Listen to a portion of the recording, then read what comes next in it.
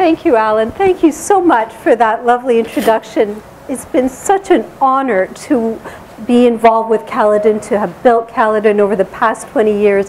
Thank you so much to Maytree for all your support and for inviting me here today. I'm so delighted to see all of you and to share some of the work in which we've been involved at the Caledon Institute. And my 5 ideas today, I hope they're good ideas, you'll tell me, but my 5 ideas today derive from some of the policy work that we've done over the years.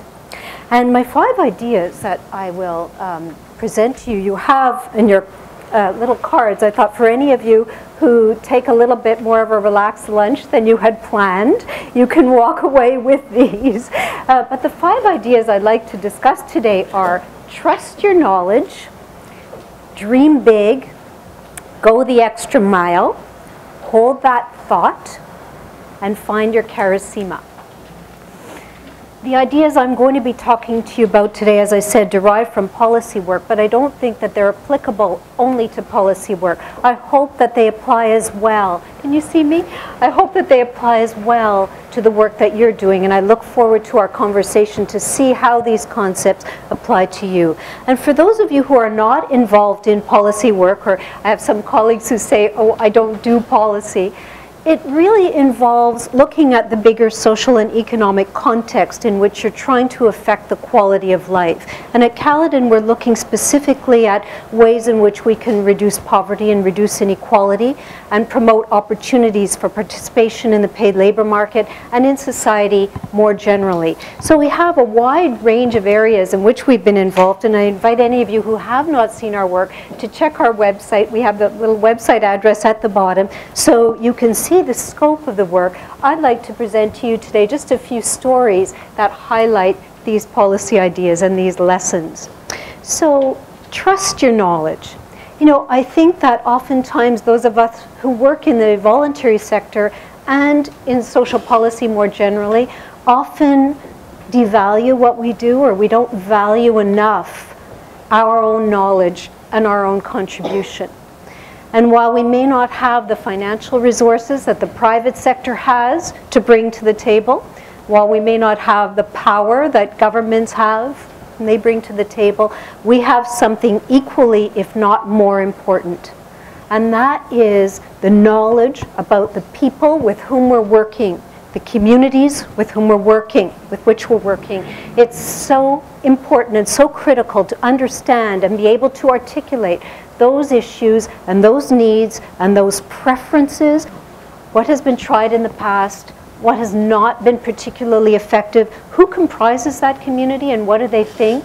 And we see this over and over, this lesson about trusting your knowledge. And I wanted to tell you this story about one time when I felt, you know, I really need to rely on my knowledge and trust that knowledge. It was about 10 years ago now, and I had been asked by the Department of Finance. It was the Minister of Finance and the Minister of National Revenue that had announced a technical advisory committee on tax measures for persons with disabilities.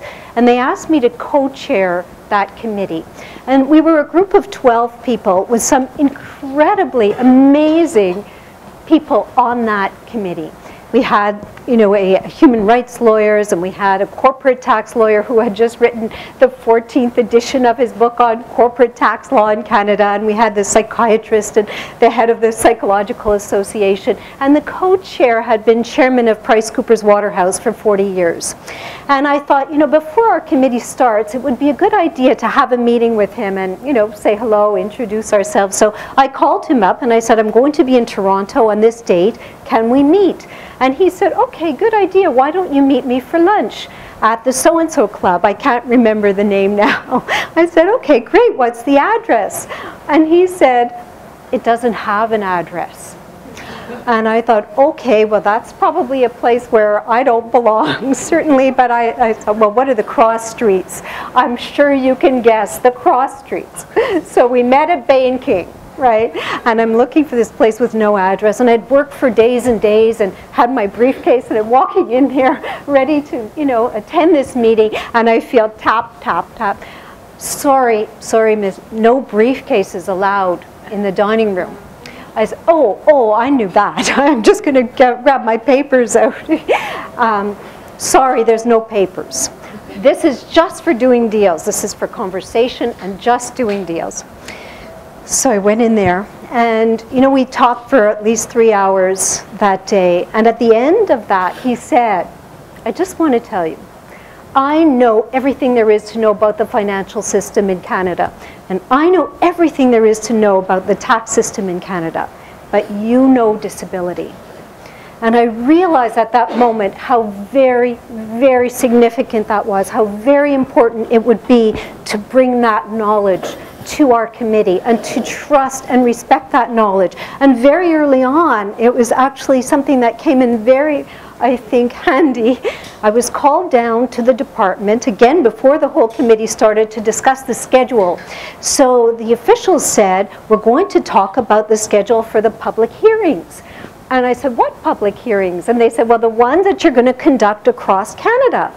And I said, well, why are we going to do that? And he said, because you're a committee, and that's what committees do. So, and I knew that. I had worked for parliamentary committees, but in this case, I knew it was not the right thing to do, because we had had a parliamentary committee in the country that had just traveled across within that year. And they had received briefs from all kinds of groups, and their recommendation had been the creation of a technical advisory committee to follow up on this work.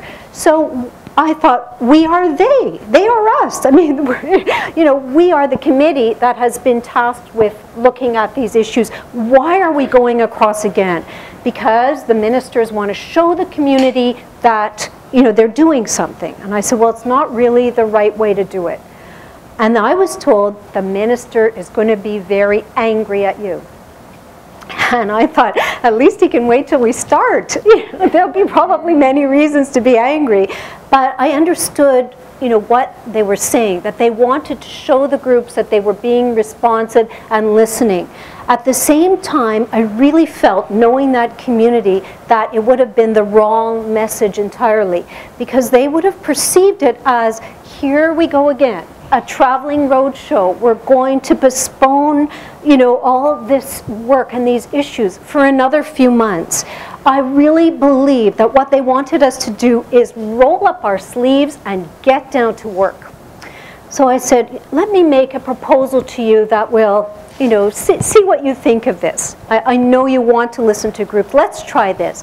Why don't we approach the parliamentary committee and ask them to see all their briefs? Presumably, these are all in the public domain because they had public hearings.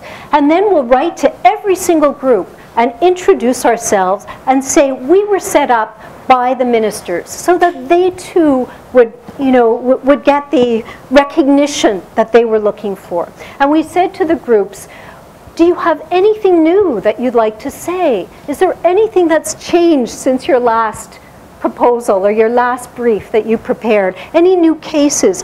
You all know what it's like to have to write a brief and appear before a committee. It's very difficult. It's very exhausting. I don't know about you. I know that we usually study like it's an exam, because it is, it's a difficult thing. And we wanted to keep the dialogue open, but at the same time we wanted to give the message, we hear you. And then we said, and by the way, can we post your brief to our website? Getting a public website at the Department of Finance is another story altogether. If you have another series, next time I'll come back and tell that story. But we posted all the briefs to a website and then wrote to the groups that we were going to invite or would have invited to the public hearings and said, look, this is what we're considering. Do you have anything new? Anything additional? We saved a lot of time, a lot of effort. We helped educate the other groups, but most important, we were saying we are going to respect you and what you're looking for in us. And I thought throughout, that was such an important guide, even when it meant going against the department, even before we started, and having the minister angry. It was so important to trust that knowledge. And I have to tell you, this is our report. It is posted to our website called Disability Tax Fairness. We had 24 recommendations. all of which were implemented over the course of 3 budgets. The minister made reference to us in the budget speech of 2005 and talked about, you know, the thoughtful committee. And I really do believe that that lesson was so significant in what we do. So I would encourage you to feel good about what you do, what you know, what you bring to the table. It's an absolutely invaluable resource. So my next idea is dream big. And I know in the voluntary sector we're often encouraged to dream small, or think small, or act small, or maybe even smaller, or not dream at all. But I think it's really important that we have 1 or 2 really big dreams. You have to be selective. We can't dream big about everything. Otherwise, we'll be dreaming our whole career. In fact, we may not have a career. But there may be 1 or 2 things that are worth pursuing. And, you know, we've had a few examples of dreaming big and having, you know, a great success with big dreams. But I wanted to share one example with you because I think that the process that we used is interesting and is helpful. And this was a number of years ago. There were voluntary organizations that had been invited to share their work. This was a foundation that had invited us to come together. And at the break, at the coffee break, a fellow by the name of Alan Mansky from Plan Institute, some of you may know him or heard him speak in January, he came up to me at the coffee break and said, you know, I have a good idea. I just want to know what you think. I'd like to share it with you. And what was his idea? He said, you know, the parents of children with severe disabilities are concerned generally because our children live in poverty. Typically they're on welfare if they have severe disabilities. It's a guarantee of a lifetime of poverty. And for the first time ever, our children are outliving us. And I want to figure out some way to ensure that we can put aside some savings and have some support to put aside some savings so our relatives can have a good life. What do you think? This was 10 minutes over coffee. What do you think? And I said, you know, I think it sounds like a great idea. But one thing I'd be concerned about in that is that there's a lot of low and modest income families that would not be able to contribute to this kind of scheme. You have to think about that in the plan. And there is a precedent for this in the Registered Education Savings Plan. Some of you may have heard that, where there's a bond and a grant component. So think about that. And he said, okay, I'll do that. And I said, in the meantime, what I can do, if you like, is write a 2-pager for you. I'll just write up your idea as a 2-pager, and then you can shop it around. So this was our commentary called New Ingredients for the Fiscal Pie, because we wanted it to, you know, to sort of look like it was more money coming in, that this was a fiscal instrument. So it wasn't just cast as a disability issue. So a very, very short piece. So Al and his colleagues, Jack Stein and others at the Plan Institute, took this and went around to talk to his very, very small network, which I think consists of probably half of Canada. He talked to a lot of people and he got their feedback and their ideas. And he had the good fortune along the way of speaking to Alan Broadbent. And Alan was interested and said, if it helps you, I'll convene a meeting of people who know money. Because if the people who know money don't understand it or don't think it's a good idea, you probably won't get very much further in your pursuit of this. So Alan convened that meeting and people were very interested in the idea, except one question kept coming up. What's the quantum, they asked. What does this mean in terms of the numbers of families? How much will they be able to contribute? What would it mean over the course of a lifetime for their child with a disability? How much will it cost? You know, at the end of the day, what is the cost to government? And so after that meeting, Alan and Bill Young from Social Capital Partners actually agreed to support some research. Alan was talking about, you know, the importance of data and the importance of evidence. And this was a wonderful example in which they provided some support in order to get that data. So at Caledon, we supervised the research, and the wonderful thing is we were able to hire somebody who had just retired from the Department of Finance. And his job was being responsible for registered retirement savings plans in Canada. He knew more than anybody in the whole wide world about that issue. Now, I know that's a dubious distinction. I wouldn't tell that to, if I were he, I wouldn't tell that to too many people. But in this case, it was fabulous because he was able to figure out exactly, we gave him some scenarios, and he was able to do the numbers, and he was also able to anticipate what the Department of Finance might ask, which absolutely was great. We also hired another researcher who looked at the potential interaction of this new program with provincial and territorial social assistance. So those of you who work in welfare on poverty, you know that problem where some good developments at one level of government, typically federal, can be then cut back at a different level of government, and they wanted to ensure that that didn't happen. So then Al and Jack Stein, his team, went to talk to the rest of Canada about the information, the evidence. And he finally got into some of the finance circles, talked to some people in the bank, and spoke to the current Minister of Finance, who actually was very supportive, and who announced the new Registered Disability Savings Plan in the 2007 budget to take effect in 2008. And since that time, there have been 55,000 accounts open, $660 million pooled, 440 million of which actually comes from the government in respect of those low and modest income families that we had talked about in the coffee break. And there is a clip I took out of the Globe and Mail just to show you. It was in October 2011, the best little known program in Canada. And they talk about it saying, if only more people knew about it, this is such a wonderful little gem.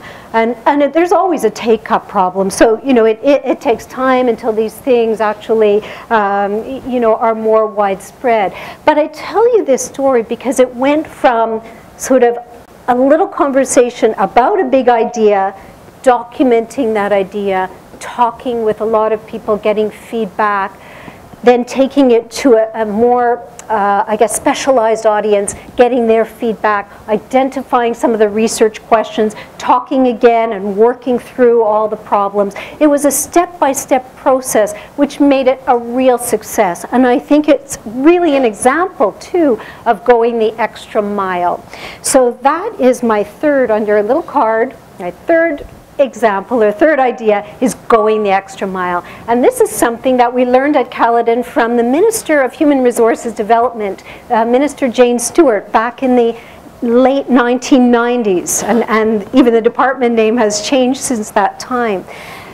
She wanted to do something on childcare in Canada and putting some federal money, investing it in the childcare system. Some of you may be working in childcare with early childhood development programs. Anybody? This has been a very difficult policy area in Canada. We have a huge and burgeoning literature on the importance of investing in early childhood development, much of it having been conducted in Canada. But there is some worldwide evidence, and even the OECD is saying this is an area where we need to invest.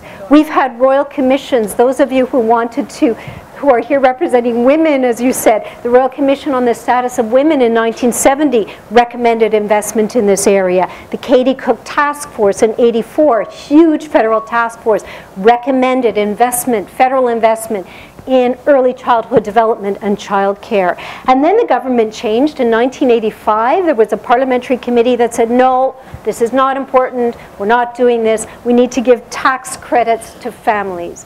And we've always been opposed to delivering social goals or social purposes through the tax system, not through the delivery of income security benefits. I want to make that distinction. The delivery of programs where you actually need to control for quality and build a supply. So, we have had in this country a dialogue where we've gone back and forth and back and forth. The minister wanted to do something constructive and get the federal government back on board on this agenda. She called our office, her office called our office and said, the minister's having a meeting with her federal, provincial and territorial counterparts coming up. Would you be able to draft an agreement, a model agreement, for what it would look like if we were to enter into an agreement on early childhood development in Canada? And we said, well, there's no agreement that they want the agreement. And she said, well, that's the whole point. The point is, if we sit at the table discussing if we want an agreement, we're not going to get one, because everybody's going to figure out a reason why we shouldn't be doing that. But if we go to the table with a draft agreement, my plan is to have everybody sitting there editing it. So we developed, here's our report, Proposed Model Framework for Early Childhood Development Services within the National Children's Agenda, published in 2000. If you look at this document and look at the agreement that subsequently took effect, they're almost identical. And I think what happened was people saw it. They looked at this and they thought, it's not as threatening as we thought. It's not an incursion into our jurisdiction. In fact, it will enable investment of funds in something that we're doing. And so they did sit and they edited it. Now, since that time, this was multi-year agreement we had in the country in 2000 and 2003 on childcare in particular, and First Nations agreements around childcare. When this government came in, they sort of let these languish and they put into place 2 new benefits, which are basically transfers to individuals, the universal child care benefit and the non-refundable child tax credit. We've done a lot of writing on that if anybody's interested in our opinion on that. And again, that's a topic for another day. But the lesson from the minister, I think, still is very strong and doesn't negate at all what she tried to do, what she was able to do. She went the extra mile. She developed a prototype, whether it's something you actually develop, you know, in a structure or as a draft document or even as a program. She demonstrated what it looked like, and going the extra mile really made a huge difference in terms of bringing everybody on side. Now, I know that when we work in social policy and in community development, a number of you put up your hands when you were asked about community development. I know that you have to be careful about bringing people along with you. You can't just decide that you're going to leapfrog everybody's opinion and, you know, charge right ahead. So you have to be very careful and judicious about how you do this. I know that part of our work is creating tables of consensus and, you know, having that conversation. At the same time, there may come a point where you lose people. You lose young people, you lose community people, you lose private sector people at your table who say, we've been round and round and round on this conversation, now we need some action. And so it's a judgment, but going the extra mile sometimes gets you where you need to be. So my 4th lesson on your card is hold that thought. And I say this because I've been giving you some really good examples of success stories, and we all know that in the voluntary sector, and again in social policy more specifically, we have a lot of battles that have not been won. We have a lot of issues that we try to bring to tables where, you know, no matter how many times you present evidence or, you know, make your case, you have people who just don't get it. And, you know, there's a number of areas that I could discuss with this, but one in particular is around our work in the social economy or social enterprise. And the reason that we as a policy institute have written about social enterprise and community business is that we work with people who typically are underrepresented in the paid labor market. And our income security programs, and we do a lot of work on income security, our income security programs in Canada, as in the developed world, are very much linked to the paid labor market. And if you don't have a link to that market, typically you're on last resort programs. So, you know, we have earning supplementation programs now, and we have insurance programs, all of which are linked to labor market participation. So we've been interested in that and have tried to put that forward as a model for people to look at. We have a huge body of evidence in the country and a long history in the Atlantic region and the Antigonish movement, the cooperative movement in the West. The social economy is worth $17 billion of the GDP in Quebec. And yet you find that when you get into a room of economists in Ontario, they often look at you like you're very strange. And I wanted to just tell you a little story about the time I was at a conference and placed next to, was like tables like this, and I was placed next to a fellow.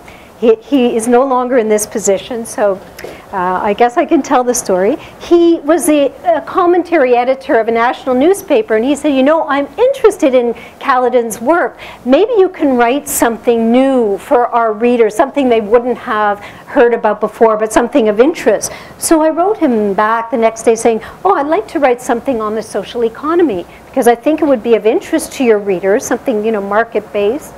and something they would learn. And he wrote back right away saying, thanks, but no thanks. Our readers are not interested in the socialist economy. I kid you not. And I thought, good thing I didn't say I want to write about the community's agenda, because he would have written back something about the communist agenda.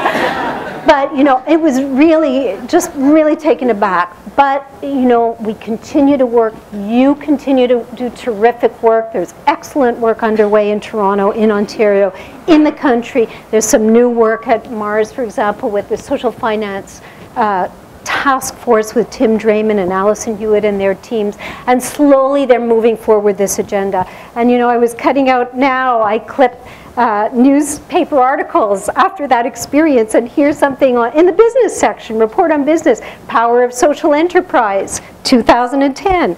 Blurring the line between charity and business. Isn't that interesting? 2011. Social impact bond, targets greater good. So, you know, it's getting there. And I guess the message is hold that thought. You know, you may not see your proposal, your idea, your project implemented in the course of your career or even in your lifetime. But if something is worth doing and saying, then it's worth hanging on to, and hold that thought. Maybe in some way it will come back, or elements of it will be incorporated. So don't get discouraged. When you know it's hard, don't get discouraged. And on that, I guess, note, I wanted to just talk about my last idea, and that is find your charisma. So my charisma is a woman who came up to me after a presentation that I had done on inclusive communities. And it was about the kinds of policy changes that we should be introducing at the federal, provincial, and local levels to make sure that we had more inclusive communities.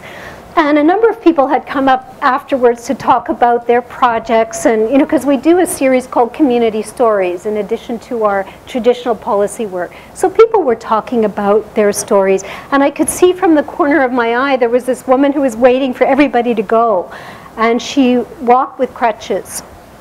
So everybody sort of left, and she came up and she said, I just want to thank you. I want to thank you because you see me.